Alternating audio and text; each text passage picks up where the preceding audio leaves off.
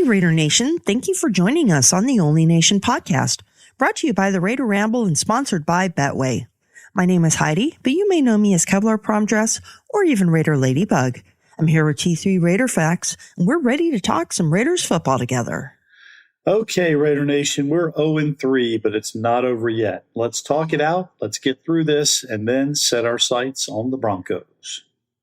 Today on the show, we'll be talking about another loss as the Raiders dropped another tough one, 24-22 against the Tennessee Titans.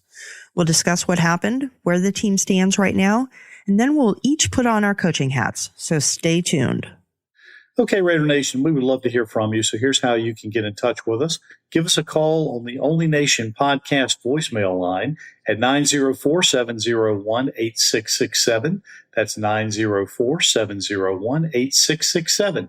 You can also check us out on the web at onlynationpod.com. Here's the latest Raider news.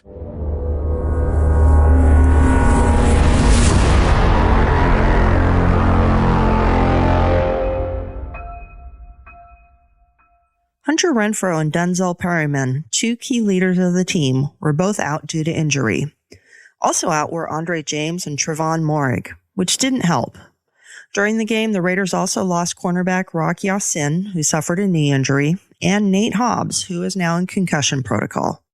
And I don't want to de-emphasize the importance of Nate Hobbs. And I don't know, the official report hasn't been out yet, but since he is under concussion protocol, I don't think he'll be playing against Denver. No official word's been given yet, but I think he'll be out. I hope that Renfrow and Perryman are back. And once again, these two guys are really, really dynamic leaders. And I think the team relies on them more so than anybody's been talking about.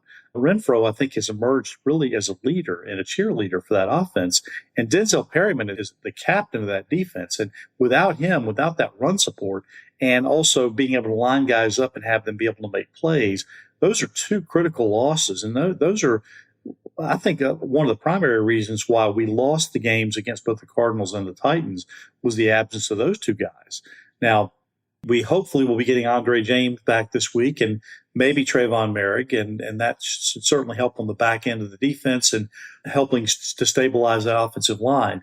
Andre James comes back. Dylan Parham is not going anywhere. I think they'll probably shift him over to guard, but again, James would come in at center, so that way you have James, Parham, and Miller. So at least you have 3/5 of the offensive line, and then we'll see what iteration they put together. But that offensive line has to come together. They have to get some stability there, and they have to get it to where it's really, really working. So they hadn't gotten to that point yet. And it worries me because as we go from game to game and we keep seeing variations of who's going to be in that offensive line, this week's offensive line didn't play all that badly, I didn't think. But here you got Alex Bars. You brought him in off the practice squad. You activated him, and then you started him and played him for the whole game. Once again, he didn't do a horrible job, but he did have a critical penalty. But again, that's just one other situation where you have to have guys in there that you can rely on and who can play the whole game and really hold up. So I've got a lot of questions on both sides of the ball. Well, my little inside birdie says that Nate Hobbs is most likely out. So you are probably correct on that. I know that Denzel Perryman is going to try to give it a go this week. So hopefully he will be back. But that's still just a toss-up. Hunter Renfrow, I know he just got the lights knocked out of him. So hoping he'll be back, but I have not heard one way or the other. Andre James, he also had a really severe concussion. So hopefully he will be back. Hopefully we'll be getting some of these guys back. Rock Ya-Sin is probably going to play. So that is one good thing for the back end of the defense. But injuries are starting to take a toll on the Raiders, and injuries to the offensive line have been, you only go with 8 offensive linemen. All it takes is one injury to really knock things out of sync. And especially on a line where you don't have things together to begin with. It's really been devastating for them.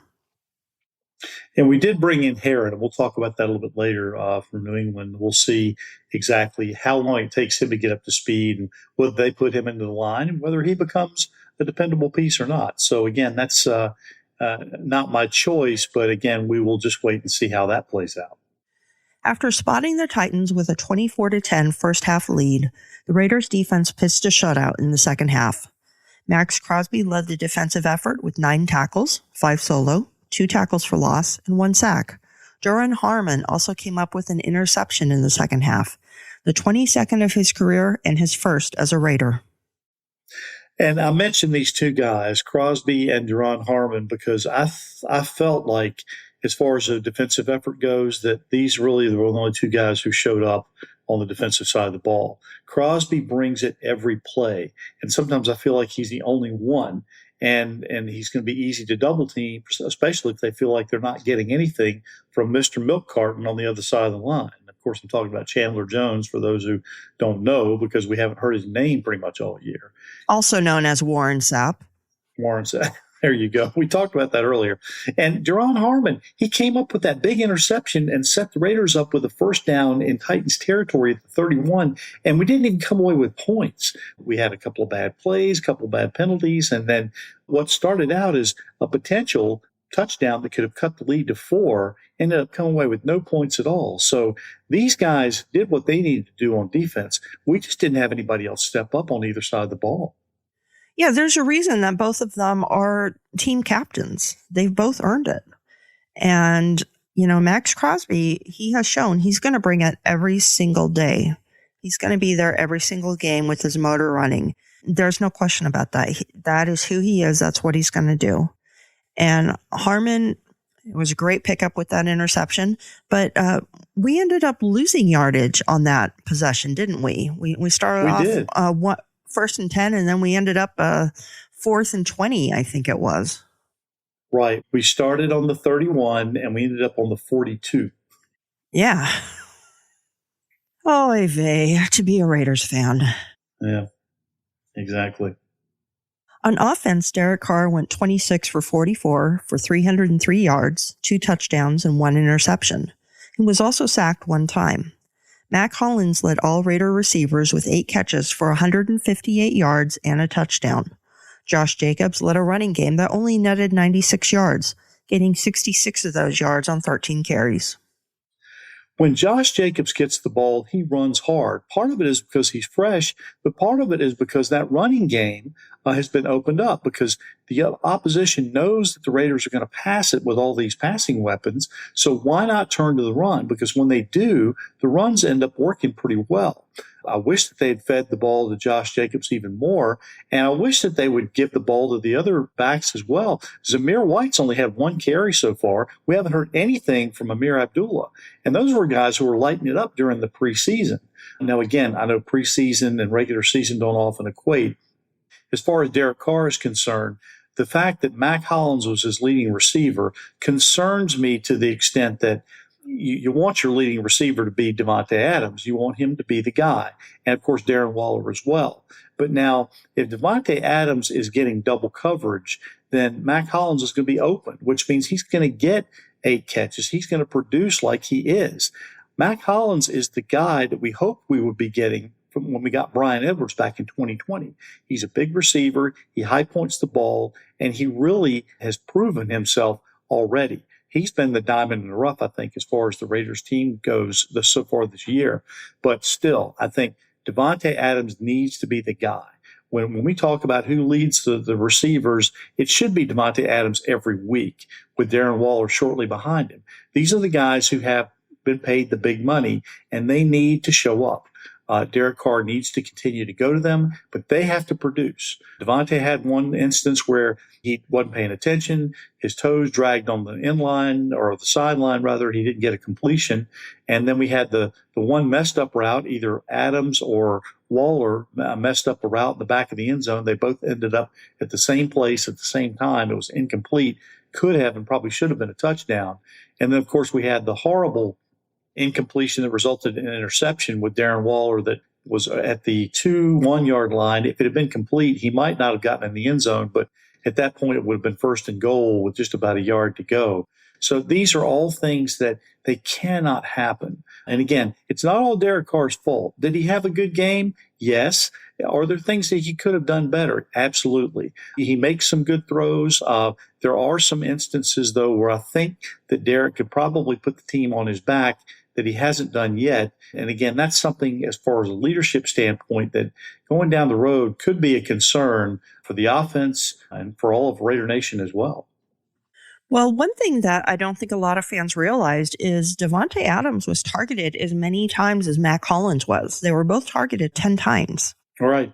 It's not that Derek Carr didn't try to go to him. It's just it kind of fell apart when he did. That play in the back of the end zone with Waller and Adams, that was a heartbreaker because that was a touchdown. And it was horrible. You know, the play with Waller at the front of the end zone on the 1 or 2 yard line, he got alligator arms, but he also got alligator arms immediately after a massive hit that was called a penalty. So you make $15 million a year, you shouldn't have alligator arms no matter what. But you also kind of understand where they came from. Right. And you're right. He did make that big catch on the penalty that they called. And I think he got hit harder on that play than he got hit for the interception. But again, if you're going to make $51 million, you've got to make those catches. You've got to know. I mean, he's a big guy. Hits are going to come in the NFL, but you simply have to come down with those catches. And the one that he missed where he tried to one-handed, please, he got his hand under the ball. Don't reach out with one hand. Reach out with two. Make your catches with both hands and do what they pay you to do. Yeah, just be solid. You're solid. Nobody's going to have a problem with you.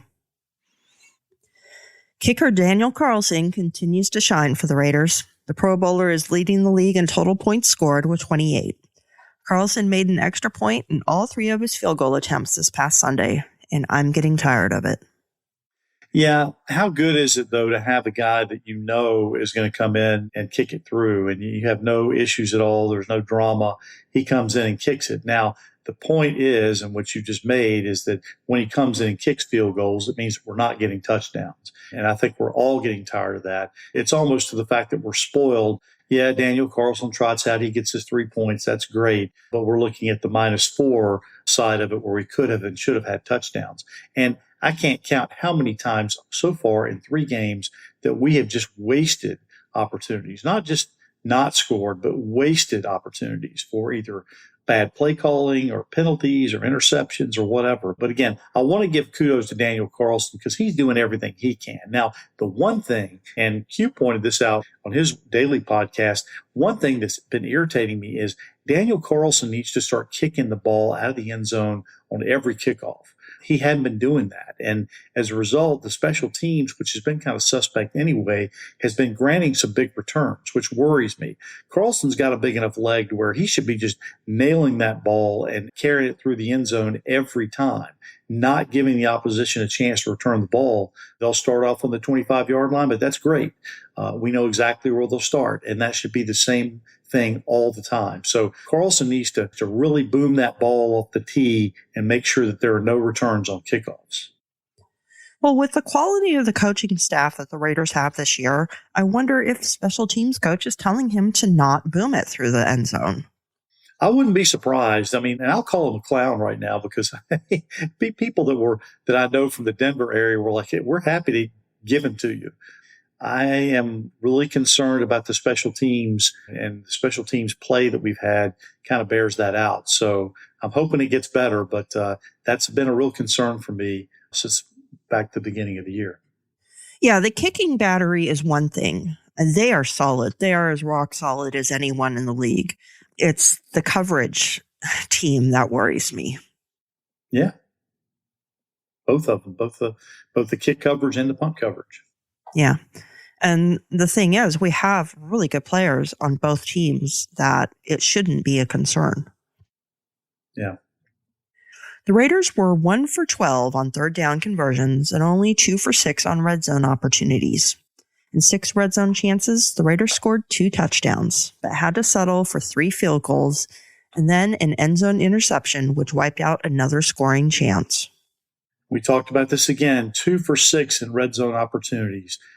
The Raiders simply have to do better. They have to be able to go down and score in the red zone.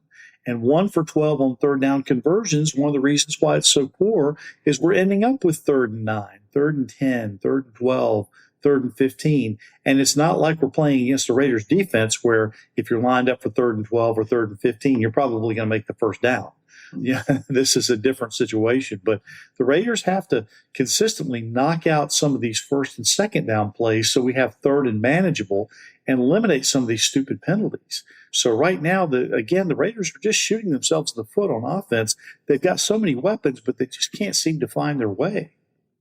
And the first and second down plays can be knocked out if they wouldn't go away from the running game as much as they do. Now, I understand that the Titans had a significant lead, and when you do play from behind, you do tend to pass a lot. But the thing is, the running game was working. So you don't go away from the running game to rely on the passing game when it's working. With less than 100 rushing yards, that tells you, hey, Josh McDaniels went away from it, and, he didn't need to. Josh Jacobs was carrying the load, and he was doing a good job with his runs, and they really should have gone to him more. It's the third week in a row where I'm sitting there saying they should have gone to the run more, and they just aren't doing it. And you're right. It's not just they should go the run more, but they should use it more in critical moments when there's only a few yards to gain, or if you want to just start 1st and 10, let's go ahead and get a 5 or 6 yard gain on first down. Now that opens it up because now it's only 2nd and 4 or 5 as opposed to a long gainer. Those slant patterns are there. And if they use the run to open up the middle, then those slant patterns are going to be even more wide open. I can't believe that they haven't utilized that as much as they have. But again, the running game, as many running backs as they brought in. Look, the Raiders drafted 2 running backs. And what are they carrying? 5 running backs on their active roster now, I believe, with Britton Brown. I think they got 5 running backs on the active roster. So why are you not giving these guys the ball? You're relying on 32-year-old Brandon Bolden, where you've got 2 able-bodied rookies who are chomping at the bit to get their NFL starts and carries in. Give these guys a ball. Give them the chance. Let them produce. You've got fresh legs and motivation. Let's put them to work, and let's have them establish a ground game for this Raiders team so that then it can open up the passing lanes. Yeah, they're chomping at the bit, and they're capable. That's the thing. They're capable. They showed that all during the preseason. Yeah. The running game can be established, and it can be a monster for this team. Why they're not doing it, I just don't get it. Okay, so now that the Raiders are 0-3, do we take a glass half full approach, or is our glass now half empty? The Raiders have come very close in all 3 games, but just haven't found a way to win as of yet. Are they already starting to tank? What say you, T3? Well, I know a lot of Raider Nation would say glass half empty. That's natural. But at the beginning of the year, I said the team would finish with the same 10-7 record as last year. People were laughing at me. They said, well, how can you say that? Because they've added all these weapons. But I still stick by that, even though they're off to a really disappointing start. Now, unfortunately, I was right about last week when I said I wasn't picking the Raiders to win. They had to prove it to me. What they proved is that they hadn't quite figured out how to win. Well, I think that this week they're going to redouble their efforts this Sunday against Denver, against a team that I really don't think is that good. Now, Derek needs to keep feeding the ball to Devontae and to Darren Waller. And as Mike Pritchard said earlier on the Raider Nation radio, big money players need to make big money plays. The Raiders need to figure out how to capitalize on red zone opportunities, as we've talked about, and they have to quit shooting themselves in the foot with stupid penalties that wipe out potential touchdowns. Now, if the offense can figure it out, they should be able to score enough points for the defense to make it stand up. And I am going to look at it as a glass half empty. I'm always the optimist. Yeah, even though I'm kind of like a natural, depressive and everything, when it comes to sports, I'm the natural optimist. I'm always waiting until the very last second of the clock just to make sure my team doesn't make that comeback. But I'm saying glass half empty because since 1970, less than 10 teams that have started 0-3 went to the playoffs. And I think in light of a stat like that, you just can't look at it with a glass half full. Now, I hope you're right that the Raiders do finish with the same 10-7 record this year. I think that would be quite an accomplishment if they are able to pull it off. And the thing is, the Raiders have the players and the ability to be able to pull it off. So I'll give them that. I'm just not sure if they have the coaching to be able to do it. Yeah, coaching is the thing, and that's the big unknown in the room. We have an entire organization. So we brought a lot of people in from the Patriots organization. We also brought in Patrick Graham, who people are starting to already tout as being a potential head coach. I just don't know. I don't know where we stand. I'm hopeful that the Josh McDaniels regime can turn it around, but again, I'm just keeping my fingers crossed. I think that it's a perfect opportunity for them this week because, again, I don't believe in the Denver team. I think the Denver team was overhyped. I don't think they're that good. I mean, they only put up 11 points in a pitiful win against San Francisco this past week. I thought, man, neither one of these teams want to win this game. And I think it's a great opportunity for the Raiders at home to get that first win. I think once they get the first win, they'll be in good shape. But I am going to go ahead and say this right now. If they lose to Denver and go to 0-4, they're losing to Kansas City and going to 0-5. Okay, I wouldn't argue with you there. And my concern is not any Bill Belichick disciple has ever been successful after leaving Bill Belichick. And Josh McDaniels so far is proving that that is accurate. He has not been successful. He's not somebody that I wanted to be the coach. In fact, if there would have been one person who I said I didn't want him to be the coach, it would have been Josh McDaniels. I've tried to convince myself that he's a good coach and that he'll be successful. He's showing me that he isn't. I hope I'm wrong. Come on, Josh, show me wrong. Show me that you are a good coach and you're going to bring this team to victory. I want you to do it. I really do. I want to be wrong. I think on the Bill Belichick tree, the only coach who was moderately successful was Romeo Crennel, and that was only when he was with the Chiefs playing against the Raiders. That's not saying much. So what's your score prediction for this week's game? All right, my score prediction is Raiders 30, Broncos 21. I think they hold the Broncos to under the 24 points they've been averaging so far on defense, and I think they're able to put up enough points, the 30 spot, to come away with a win. Okay. And while I'm reluctant to call it a Raiders win, I also call it a Raiders win. I call it 27-17. You see, you're not that much of a glass half empty person after all. Let's continue our discussion by looking at where we were before the season started. The Raiders were undefeated at 4-0 with consistent play, a disciplined product on both offense and defense, with minimal penalties and the prospect of a bunch of weapons we hadn't even tapped into. What happened? Okay, now, a lot of the starters got no reps at all during the preseason. We know that. Then Derek came out with a bad game in week 1.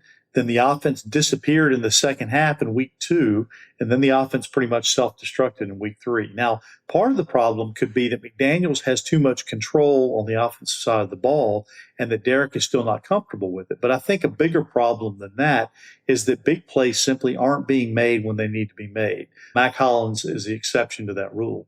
Now, there were a lot of critical drops against the Titans, and Waller had that one pass that hit him in the hands and resulted in an interception. This team does not seem to have the killer instinct that it needs, and it lacks an identity, which we talked about earlier. I may not have been a huge fan of John Gruden, but I will say this. He was usually good about having his team come out early in games and run with a set of scripted plays that set a good early tone for the Raider offense. That looked like it was starting to happen against the Cardinals a couple of weeks ago, and then it just went away. This team needs to find its identity, establish it early, play with urgency, and play for 4 quarters, not just 2. Well, you know where I'm going to start complaining, and that's by not playing the starters in the preseason. I'm going to say that every single week until they actually start deciding to play starters in the preseason. So y'all might be hearing it from me for many, many more years. Sorry about that. Can't say based on the results that you have a lot of people that would argue with you on that. Yeah. And, my problem is I think this is coming from the coaching down. It's coming from the top down. And the reason the Raiders don't have that killer instinct is because the coaching doesn't have it. I'm sorry. That game against the Cardinals was ridiculous. No decent coach would let that happen. All what they had to do was have Josh Jacobs run the ball. That's all what they had to do in the second half. If they would have done that, if they would have stuck with that, it would have worked. I mean, they were going with 24-second 3-and-outs. You're not going to win a game that way. And that comes from the coaching. Yes, the players are playing poorly. They're not playing with that killer instinct, but it's coming from the lack of leadership up top. And coaches need to look in the mirror and decide that this is not acceptable. It's like, everyone knows that Mark Davis pulled Josh McDaniels into the room before the press conference this last game. And what was audibly heard was him saying, "This is bullshit." And he's right. It is bullshit. And the coaches need to stop it. The players need to stop it. And they need to develop that killer instinct. Like you said, they don't have it. And I will tell you this too. And again, I've talked about John Gruden. I liked him as a man. I really thought, looking backwards, that he was the right guy to come in and help turn this organization around, even though I didn't really trust in his record at Tampa Bay. But I will tell you this. If he had been on the sideline during the second half of the Cardinals game, he would have pulled those defenders aside. He would have been chewing out some asses. I guarantee it. He would have been in their faces and shouting out to them and getting them to get in there and do their jobs. That would have happened. Gruden, if he could do nothing else, is he could light a fire under his team and get them to run through a wall. Now, he had to do that select moments, but I haven't seen that happen with this regime. Yeah, and the thing with Gruden is we would have been frustrated saying he's not being creative. All what he's doing is running the ball. Well, you know what? That's all he would have needed to do. John Gruden would not have lost that Arizona game. He would not have lost the Tennessee game either, because Tennessee had one of the worst run defenses in the NFL, and they were primed to be picked apart by a running game. And the Chargers do not have a good run defense either. They really don't. So I was really surprised that we didn't win at least two of those three games, because I looked the way it was setting up, looking at all the running backs we had and all the firepower and seeing how the run game could open up the pass. There's no way in the world that I would have thought in my wildest dreams that we would be 0-3, at very worst 2-1. Yeah. Okay, T3, I think it's time for another edition of T3's Top 3.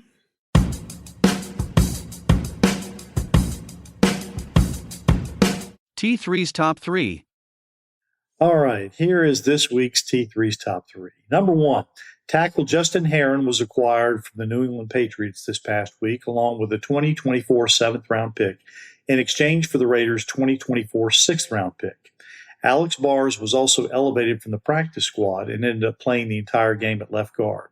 Are more changes brewing, or is this the lineup McDaniels and Carmen Bricillo plan to roll with on Sunday?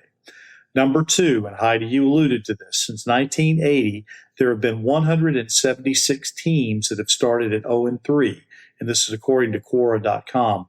6 of them have made the playoffs. The Raiders still have a small statistical chance, about 3%, for making the playoffs at the end of the 2022 season.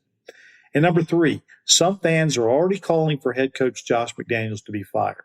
While many of us remember McDaniels on the sidelines for Denver during that epic 59-14 beatdown by the Raiders back in 2010, many people forget or don't even know that McDaniels actually raced off to a 6-0 record in his first year coaching in 2009 before eventually stumbling and then finishing 8-8.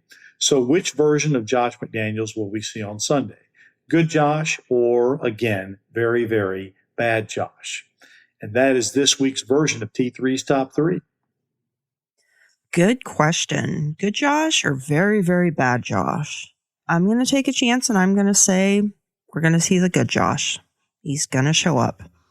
I'm hoping so. And of course, this is kind of a revenge game for him because he used to walk those sidelines in Denver. This is his first opportunity to play against Denver as a head coach. Yeah. And as far as the offensive line, they just need to find a configuration and stick with it and let them play. And whether Justin Herron will be part of that, I don't know. I think he's very capable of being part of that. Will Dylan Parham stay on the starting side of the offensive line? I think there's a really good chance of that as well. He held his own as center for 2 games. He did an okay job. And for being a rookie and being put in that position, I thought he did fine. And the offensive lineman I had an issue with was Illuminor. He had a few plays that really were uncharacteristic for him, so he needs to pull it together. So we'll see. We will see. The one holding penalty on him that cost us a chance to have a 1st and goal at the 1 on the big reception by Waller, that really, really hurt. So you talk about a couple of penalties already that have cost the Raiders a couple of games. That's one of them right there. Yeah. All right, give us a call at 904-701-8667. Leave a voicemail or text message at that number or send in a message via social media and we'll share your thoughts. And what do we have going on with Raider Roots this week, T3? All right. This week, we're going to examine the first year of the Norv Turner era as we go back in time to the year 2004. And I will tell you this, as I did research, and Heidi, you might agree or disagree with me, other people in the nation may as well. I thought that Norv was a good hire. When he was brought in 2004, I thought that Al Davis was not only making good on a promise he made to the Cowboys organization to interview Norv, but I really thought that Norv had the capability of being a good head coach. He just really didn't have a lot of talent around him. And I think that's what hampered him and kept him from having a better, more successful run as coach. The opposite problem of Josh McDaniels. Right. All right. And how about we find out what I do or don't know this week?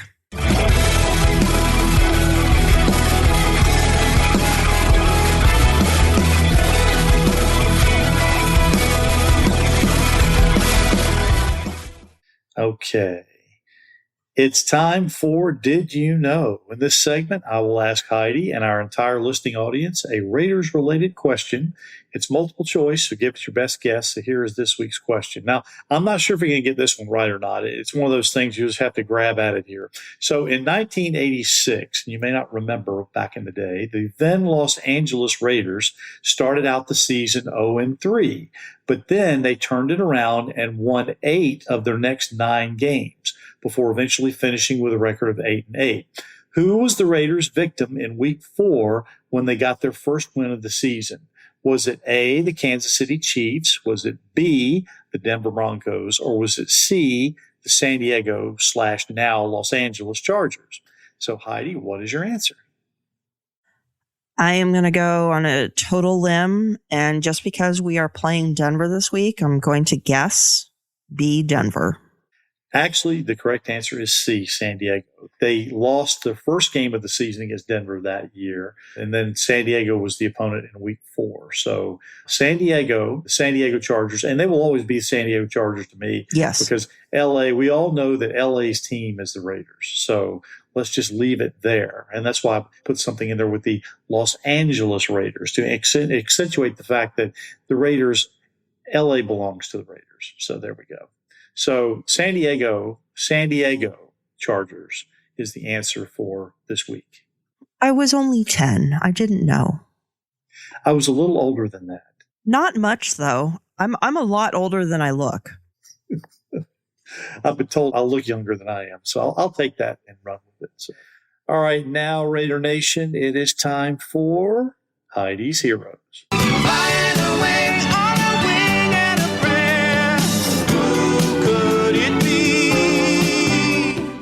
All right, Raider Nation, I have been holding out on picking a game hero for the Raiders because I have been waiting for a victory. But this week, I decided to go ahead and do it. As a wideout at Wooten High School, Mac Hollins stood out with his 6'3" frame and his ability to make explosive plays. He became a well-known athlete in his community. He had the ability to take the top off with the speed and really spread the field, Hollins High School coach Eddie Tolliver commented. He was very tenacious but humble. Hollins' athleticism wasn't the only thing that separated himself from others. He carried a 3.85 GPA and did things in his own unique way. Mac's senior year, he came to school with a suit and tie and carried a briefcase, Tolliver said with a big smile. That was the world of Mac. After not receiving any scholarship offers out of high school, Hollins attended Fork Union Military Academy in Fork Union, Virginia. Fork Union Military Academy is a boarding school in Virginia with a postgraduate program many athletes use to improve their chances of meeting the standards of Division I programs. From there, Hollins received several offers to join teams, including a walk-on opportunity on the University of North Carolina football team, if he could get accepted into the university on his own. In 2012, he was accepted into the school and joined the team as a walk-on. A native of Rockville, Maryland, Hollins was a 4-year letterman and a 3-year starter at North Carolina. He earned the special teams captain role 4 straight seasons. He enjoys fishing and animals, but he also enjoys something else, and that's being a champion ambassador for the Special Olympics. His passion for working in the community consistently shines through. From his work with Special Olympics in Philadelphia, Miami, and Las Vegas, to volunteering at schools, to advocating for inclusion for all, Mac is one of the most philanthropic players in the NFL. Hollins said of the Olympics, "The athletes are what has always drawn me to it. Just the way that they really attack anything in life and how genuine they are. They have no ulterior motive. They are just there playing sports that they love, and they are going to treat you like you treat them. They don't need anything out of me. They think it's cool that I play for the Raiders, but they could care less. At the end of the day, they're just happy to have another supporter watching them." This past Sunday, Hollins had his best game as a pro. He pulled in 8 receptions for 158 yards and a touchdown, with a long of 60 yards. Between his play and his community work, he shows how he is a hero. Thanks to all you do, Mac, you are a Heidi's hero this week. And, you know, if you weren't going to nominate him as a hero, I was, for obvious reasons, which you've already stated. And I will say this, since he does have Northern Virginia roots, I've already gone ahead and made it a mission of mine to see if we can't pull a few strings and get Mr. Hollins to join us on one of our episodes. That would be fantastic. I'm going to work on that. Are you going to show up at his house? I may not do that. That might get me in trouble, but we'll see. I know someone on YouTube who does that. She ends up on the news every once in a while. Yeah. It's usually not a good thing. Yeah, I'll kind of stray away from that. I'll save our listeners from having to have us do a podcast episode from behind bars. Yeah, GoFundMe to bail you out of jail. Exactly.